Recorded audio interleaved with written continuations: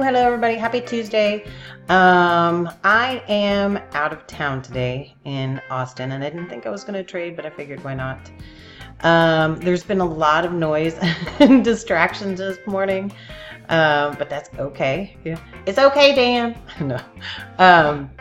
There's just been a lot going on. So I thought it was better just to leave the sound off. And so what I did for my students, there'll be a lot of written material that you can see me typing, circling areas, talking about it in that way, which heck, I may add more things like that in the future.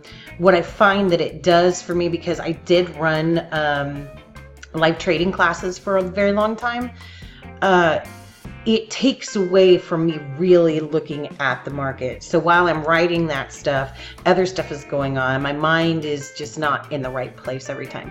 So it's a lot easier to just say it as I'm going through it. So let's just take a quick peek at what I did today. I traded a lot longer than normal. I didn't even realize it. It was almost 2 hours, but there was a lot of times that I was getting up and walking away and talking, and you'll see because I talk about it in there. So today was 5 trades, 2 losses, 3 wins, plus 13 points. I really could see the reason for this to continue up, and I'll just go over a quick rundown. I don't use the 610 while I'm trading, but I find that for putting the written stuff on here and looking at the arrows, you might see it a little more clearly. Just right here, I can get everything in one space. So as you can see, and let me go ahead, let me just pull all this stuff out of the way because it will, you can't see anything. So right now it looks like it's giving a lot of indecision between these two areas, and it may hang out here for a while, which is absolutely fine. Hang all you want, you're just going to hang without me.